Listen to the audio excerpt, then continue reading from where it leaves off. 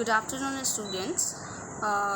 कल हम लोगों ने स्टडी जो है हम लोगों ने इंडिपेंडेंस के बाद का, जब हमारी इंडिपेंडेंस हुई है तो इंडिपेंडेंस के बाद का हम लोगों ने तीसरा आयोग जो था वो पढ़ा था, जिसका नाम था एजुकेशन कमीशन 1964, जिसको हम कोठारी कमीशन के नाम से भी जानते हैं।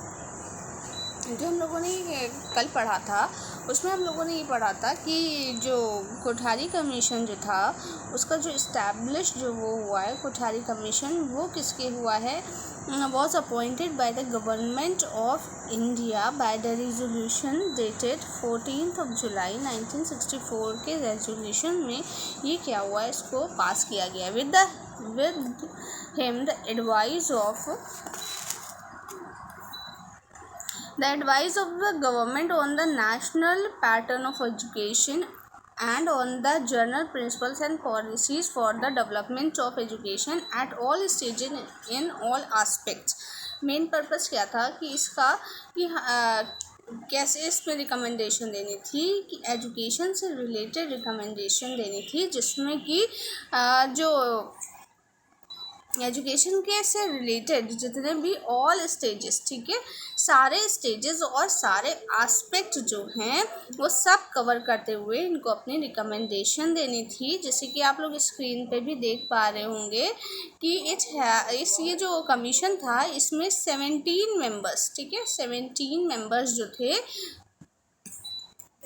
ज्वाइन हुए थे, और जिसके जो चेयरमैन थे जिनका नाम था प्रोफेसर DS कोठारी, और उस टाइम जो ये थे कोठारी थे, प्रोफेसर कोठारी थे, वो वहाँ यूनिवर्सिटी ग्रांट कमीशन के चेयरमैन थे। अच्छा, बेसिकली जो यस्टरडे हम लोगों ने ये भी पढ़ा था कि इसका जो डिवीज़न था वो इस कमीशन का डिवीज़न जो 12 टास्क यानी कि 12 इन्होंने क्या किया था कि 12 टास्क फोर्सेस में क्या किया था, इसको डिवाइड कर दिया था, और डिवाइड करने के बाद ये 12 टास्क फोर्सेस में क्या किया था, उन्होंने अपना रिकमेंडेशन दिया था। इस 12 टास्क फोर्सेस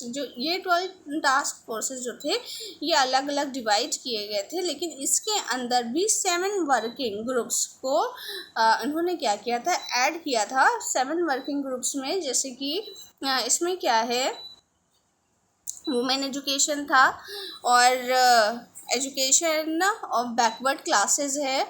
उसके बाद क्या है, जैसे कि आप स्क्रीन पे देख पा रहे होंगे, बैकवर्ड क्लासेस, स्कूल बिल्डिंग, ये सब के बारे में क्या किया गया था, स्टैटिस्टिक्स, प्री प्राइमरी एजुकेशन, इसके बारे में इन्होंने स्पेसिफिक तौर से, जैसे हम कह सकते हैं ये 7 जो थे वर्किंग ग्रुप्स, इसको स्पेसिफिक निकाल के इन्होंने क्या किया था, अपनी रिकमेंडेशंस दी थी। उसके बाद इन्होंने क्या किया था, इन सारे जो पार्ट्स थे इनको 3 जर्नल पार्ट्स में डिवाइड कर दिया था, यानी कि फर्स्ट जो पार्ट था इसके भी 3 पार्ट्स बनाए थे। जैसे कि आप देख पा रहे होंगे कि 3 पार्ट्स में इसको डिवाइड किया गया था। फर्स्ट पार्ट जो था वो जर्नल पार्ट था, ठीक है, जिसमें क्या था कि इंक्लूड किया गया था रीओरिएंटेशन, जितने भी एस्पेक्ट हैं 12, उसके ऊपर जर्नल सेंस में क्या देना था,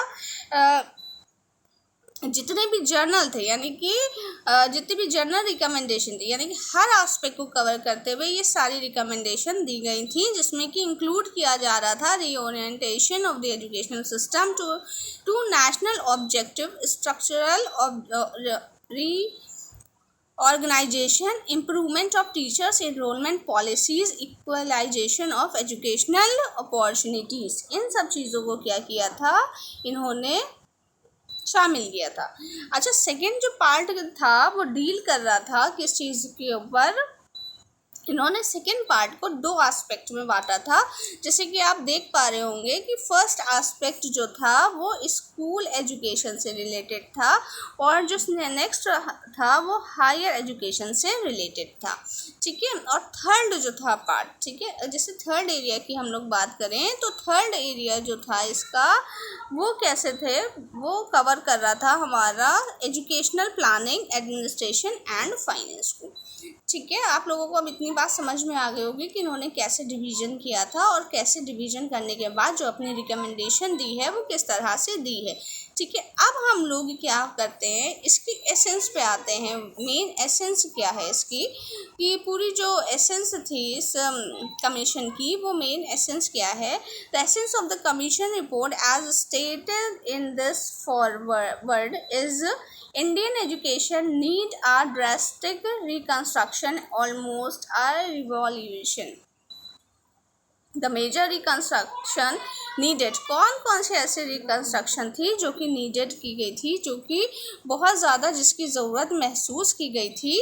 तो फर्स्ट ऑफ ऑल अगर हम देखते हैं तो फर्स्ट ऑफ ऑल देखिए, improvement in the effectiveness of primary education. सबसे पहले क्या है, प्राइमरी एजुकेशन की इफेक्टिवनेस को बढ़ाने के लिए क्या किया गया था, रिकमेंडेशन दी गई थी। नेक्स्ट है introduction of work experience as an integral element of education. ठीक है, वर्क एक्सपीरियंस को बहुत ज़्यादा अहमियत दी गई।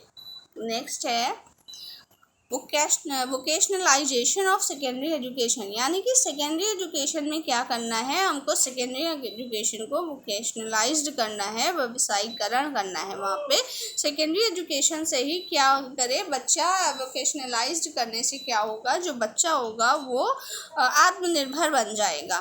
नेक्स्ट क्या है, improvement of the quality of teacher eight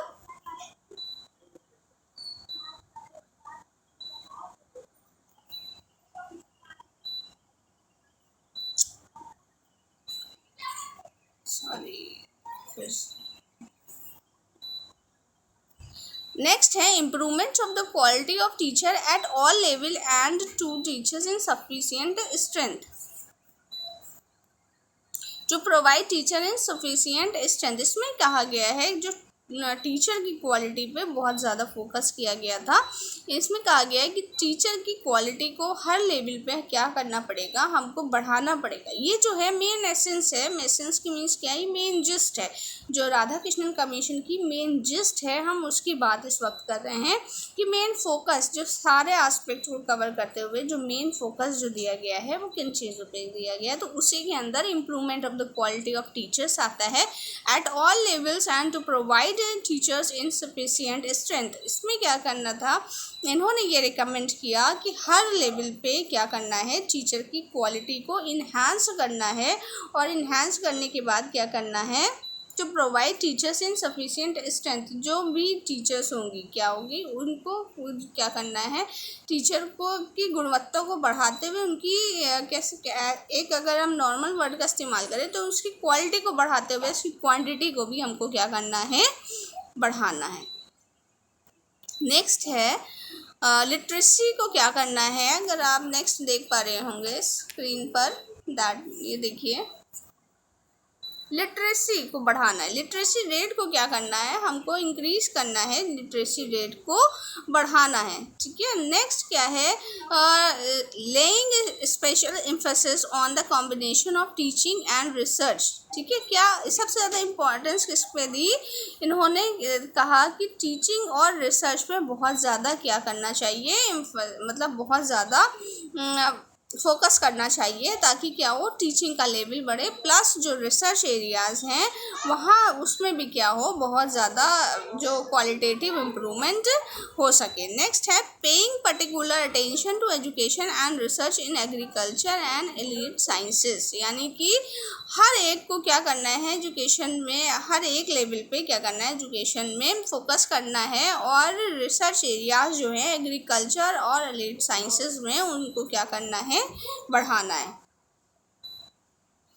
और क्या क्या चीज़ें हैं इन्होंने कही थी, ये तो कहा था कि इन चीज़ों पर, ठीक है, जो अभी मैंने बताए हैं आपको, ये सारे पॉइंट्स जितने भी बताए हैं, इन चीज़ों पर क्या करना था, मेजर रिकंस्ट्रक्शन था। ठीक है, नीडेड, ठीक है, ये मेजर इन्होंने रिकंस्ट्रक्शन बताया था जो कि बहुत ज़्यादा ज़रूरी है। ठीक है, इसको करना क्या है, बहुत ज़्यादा ज़रूरी है। नेक्स्ट क्या बताया है इन्होंने, रिफॉर्म्स नीडेड इन एजुकेशन।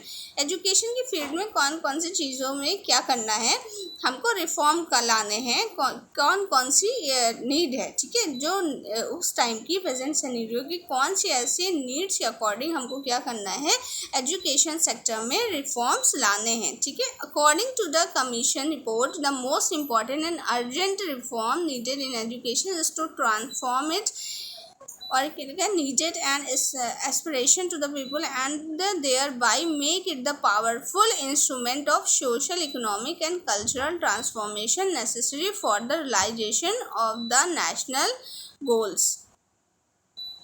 अगर हम इस बात की पूरी जिस्ट निकाल के आपको बताएं तो 4 चीज़ों पर इन्होंने फोकस किया है। 4 चीज़ें क्या हैं? द कमीशन सजेस्ट 4, ठीक है, ऑब्जेक्टिव्स, 4 ऑब्जेक्टिव्स, 4 ऑब्जेक्टिव्स निकाले। ये जो डेफिनेशंस है जो कमीशन ने दी है इसके अकॉर्डिंग जो है इसका फॉर दिस पर्पस, इस पर्पस को फुलफिल करने के लिए क्या किया गया है, कमीशन सजेस्ट 4 ऑब्जेक्टिव्स, जो उन्होंने ये बात कही है इसके लिए क्या किया गया है, 4 ऑब्जेक्टिव्स को इन्होंने डिफाइन किया है। ये 4 ऑब्जेक्टिव्स क्या हैं? फर्स्ट ऑफ ऑल जो है इंक्रीज प्रोडक्टिविटी, क्या करना है, प्रोडक्टिविटी को हमको बढ़ाना है, ठीक है, हमको जो है जो प्रोडक्टिविटी है जो उस चीज़ को बढ़ाना है। नेक्स्ट है achieve social and national integration, social और नेशनल इंटीग्रेशन को बढ़ावा देना, accelerate the process of modernisation, ठीक, cultivate social, moral and spiritual values. इन चार ऑब्जेक्टिव्स पे क्या किया है, इन 4 ऑब्जेक्टिव्स को फुलफिल करने का सजेशन जो है वो कोठारी आयोग ने दिया है। अगर फर्स्ट है जो इसका एजुकेशन एंड प्रोडक्टिविटी, यानी कि एजुकेशन में प्रोडक्टिविटी को कैसे बढ़ाया जाए इसके बारे में इन्होंने लिखा है। जैसे कि आप फर्स्ट वाला देख पा रहे होंगे, the program needed to relate education to productivity are science education, work experience and vocationalization of secondary education। यानी कि क्या करना है, उसकी प्रोडक्टिविटी को बढ़ाने के लिए हमको क्या क्या करना है, वर्क एक्सपीरियंस को, साइंस एजुकेशन को और सेकेंडरी एजुकेशन में वोकेशनलाइजेशन को बढ़ावा देना होगा। नेक्स्ट क्या है, social and national integration. Social and national integration में इन्होंने कहा है the achievement of social and national integration is an important objective of the educational system. यानी कि जो भी सोशल एंड और नेशनल इंटीग्रेशन है जो हमारे इंडिया की है वो सबसे ज़्यादा अहमियत रखती है क्या करने के लिए, जो कि मतलब इसको बढ़ावा देना क्या है, मेन जो है हमारे एजुकेशन सिस्टम का क्या है, ऑब्जेक्टिव है। और इसको जो फुलफिल करने के लिए following steps were suggested to be taken to strengthen national consciousness and unity. इन्होंने कुछ स्टेप्स बताए हैं। इन्होंने कहा है कि अगर हम इन स्टेप्स को फॉलो करेंगे तो क्या होगा कि हमारी नेशनल कॉन्शियसनेस जो होगी वो स्ट्रेंथन होगी और जो नेशनल यूनिटी है उसको भी बढ़ावा मिलेगा। इन सब चीज़ें इसके लिए इन्होंने 2 चीज़ें बताई हैं। तो फर्स्ट इज कॉमन स्कूल को खोला जाना चाहिए and the second one is social and national service. Next है लैंग्वेज पॉलिसी। इन्होंने लैंग्वेज के बारे में क्या कहा है कि लैंग्वेज कैसी होनी चाहिए, ठीक है। जैसे कि हमने बताया था आपको लास्ट, इससे पहले जो आया था, जैसे कि ये कोठारी आयोग 1964 में आया है। इससे पहले जो कमीशन आया था वो कमीशन था मुदारियर आयोग, मुदारियर कमीशन, सेकेंडरी एजुकेशन कमीशन, जो कि 1952 में आया था, जिसमें 3 लैंग्वेज पॉलिसी पे काम किया गया था। The first one is mother tongue, second one is, मैं मुदारियर इस वक्त जो आपको जो लैंग्वेज की जो बता रही हूँ पॉलिसी वो मुदारियर कमीशन की बता रही हूँ, प्लीज़ कंफ्यूज मत होइएगा, क्योंकि मुदारियर कमीशन में फर्स्ट उन्होंने मदर टंग की बात की थी, सेकेंड वन इज़ क्षेत्रीय भाषा की बात की थी, मदर टंग कह सकते हैं, क्षेत्रीय भाषा की बात की थी, और सेकेंड वन इन्होंने कहा था कि क्षेत्रीय भाषा और जो मदर टंग थी नेशनल लैंग्वेज है, और एक जो है लास्ट में है वो है कोई फॉरेन लैंग्वेज, ठीक है। 3 लैंग्वेज फार्मूला पे काम किया था इन्होंने मुदारिर कमीशन ने, जिसमें क्षेत्रीय भाषा थी, एक मातृभाषा थी, और लास्ट वन जो था वो थी क्या कहते हैं, कोई भी फॉरेन, कोई भी विदेशी भाषा, ठीक है, जिसमें इंग्लिश को ऐड किया गया था। इसी तरह से इसमें भी लैंग्वेज की बात की गई है। तो लैंग्वेज पॉलिसी क्या है, mother tongue has a preeminent claim as the medium of education at the school और कॉलेज स्टेजेस, यानी कि जो मदर टंग है वो क्या होनी चाहिए, सब बहुत ज़्यादा इम्पोर्टेंस दी गई है मदर टंग को। इन्होंने कहा है मदर टंग जो है वो मीडियम ऑफ इंस्ट्रक्शन होना चाहिए, कहाँ, eight the school and the college stage. जो मदर टंग है वो कॉलेज और स्कूल स्टेजेस पर क्या होना चाहिए, मीडियम ऑफ इंस्ट्रक्शन होना चाहिए। नेक्स्ट है promotion of national consciousness should be attempted through the promotion of understanding and re-evaluation of our cultural heritage and the creation of a strong driving faith in the future towards which we aspire, ठीक है। Promotion of national consciousness, यानी कि national consciousness को बढ़ावा देने की इन्होंने बात कही है। इन्होंने कहा है कि नेशनल कॉन्शियसनेस जो है उसको बढ़ावा देना चाहिए through the promotion of understanding and reevaluation of our cultural heritage and the creation of a strong driving faith in the future towards which we aspire, ठीक है। इसके लिए इन्होंने क्या किया है, this can be achieved by, इन्होंने कहा है कि इस नेशनल कॉन्शियसनेस को बढ़ावा देने के लिए क्या करना है, हम इसको कैसे अचीव कर सकते हैं। इसके लिए इन्होंने 2 बातों को बताया है। द फर्स्ट वन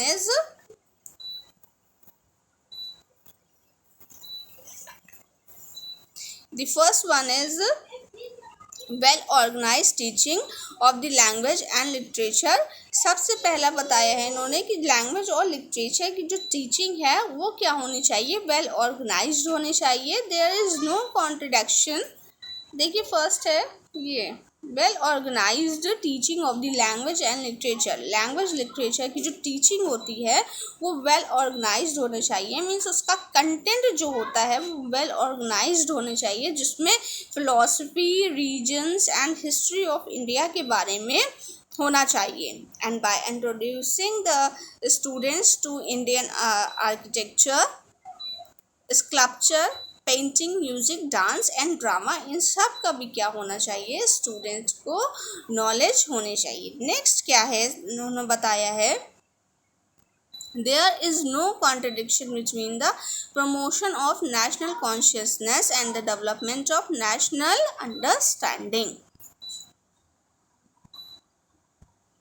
कोई भी कॉन्ट्रडिक्शन नहीं होना चाहिए किसके बीच में, प्रमोशन ऑफ नेशनल कॉन्शियसनेस के बीच में और किसके बीच में, डेवलपमेंट ऑफ इंटरनेशनल अंडरस्टैंडिंग के बीच में कोई भी कॉन्ट्रडिक्शन जो है वो नहीं होना चाहिए। नेक्स्ट है educational program in schools and colleges should be designed to inculcate democratic values, यानी कि जो भी प्रोग्राम्स, एजुकेशनल प्रोग्राम्स हैं, यानी कि स्कूल्स में ऐसे एजुकेशन प्रोग्राम्स को बढ़ावा देना चाहिए जो कि किस लिए हो, डेमोक्रेटिक वैल्यूज़ जो हैं, स्टूडेंट की डेमोक्रेटिक वैल्यूज़ को बढ़ावा दे सके, ठीक है। ओके, ये आज के लिए इतना ही। कल जो है हम इसका 3rd पार्ट पढ़ेंगे। Okay, thank you, have a good day.